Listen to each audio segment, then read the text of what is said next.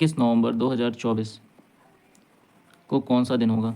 चलिए, इसको जानने से पहले हम लोग क्या करेंगे, कुछ चीज़ें जान लेते हैं। जैसे कि 100 साल में कितने लीप ईयर पड़ेंगे, तो 100 साल में लीप ईयर कैसे देखते हैं, देखो 4 से डिवाइड करते हैं, लीप ईयर चेक करते हैं, इसमें आ जाएगा 25। लेकिन जो आपका 100वां साल होगा वो होगा आपका सेंचुरी ईयर, और सेंचुरी ईयर को हम लोग 400 से डिवाइड करके चेक करते हैं, जो कि कटेगा नहीं। इसका मतलब एक साल मैंने ज़्यादा ले लिया है तो इसको माइनस कर देंगे, आ जाएगा 24। तो 100 सालों में आपके लीप ईयर पड़ेंगे 24।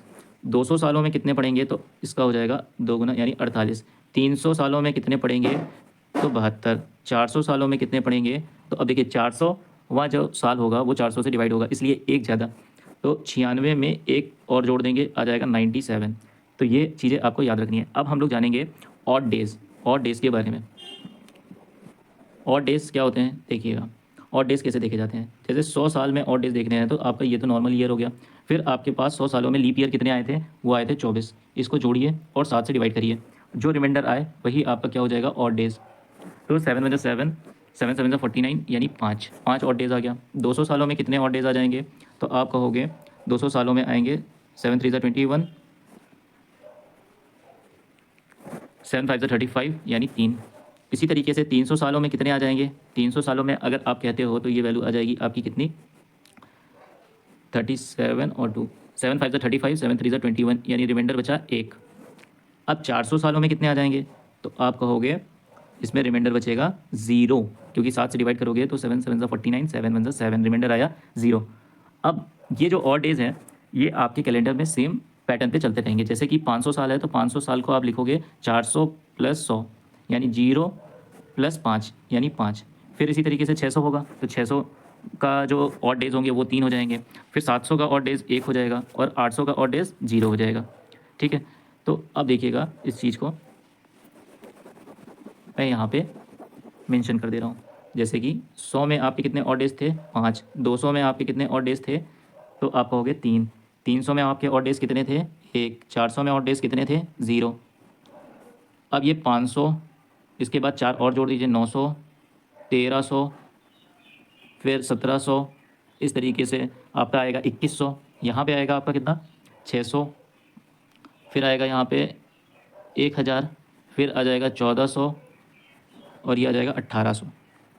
ठीक है, ये साल बता रहा हूँ मैं आपको। इसी तरीके से अगर मैं 400 में 300 जोड़ दूँ तो ये आएगा 700, फिर आ जाएगा 4 जोड़ेंगे तो 1100, फिर आएगा यहाँ पे 1500 और फिर आएगा 1900। तो यानी 1900 का कोड क्या हो जाएगा आपका, 1 हो जाएगा। 400, 400 का मतलब 800, 1200, फिर 1600, फिर 2000, यानी 2000 का कोड कितना हो जाएगा, 0।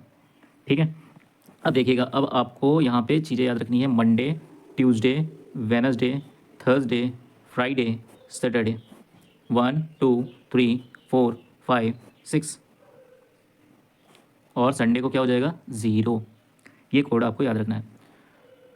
अब देखिएगा, ये जब आपको याद हो गया है तो अब इस चीज़ से आप कोई भी डेट का वार निकाल सकते हो। जैसे कि मान लो मैंने कहा आपसे कि 24 जुलाई 2024 को कौन सा दिन था, तो 24 जुलाई 2024 को कौन सा दिन था, तो सबसे पहले आपको क्या करना है, जनवरी से जुलाई तक जाना है। जनवरी में होते हैं 31 दिन यानी 3, फिर देखिए 24 है यानी लीप वर्ष, तो 29 दिन की फरवरी होगी तो 1, फिर उसके बाद जनवरी, फरवरी, मार्च, फिर अप्रैल, अप्रैल, फिर मई, फिर जून, जुलाई का दिया हुआ डेट 24। फिर आगे आपको क्या करना है, ये जो 2024 लिखा हुआ है तो इसको आपको ब्रेक कर लेना है, किसमें, 2000 प्लस 24 में एक कम करके लिखना है, क्योंकि आपका 24 पूरा साल कंप्लीट नहीं हुआ है। तो 23, अब 23 को आपको 4 से डिवाइड करके केवल क्वोशंट लिखना है, 4 5 जा 20। अब इन सबको ऐड करके 7 से डिवाइड कर दो, तो 3 1 4 7 कट गया, 3 2 5 7 कट गया, फिर यहाँ पे 24 आया, और 2000 का कोड अभी मैंने आपको बताया था कितना आ जाएगा, 0, और ये हो गया 23 और 5 28, 7 4 जा 28, ये कट गया आपका, यानी यहाँ पे आया 0।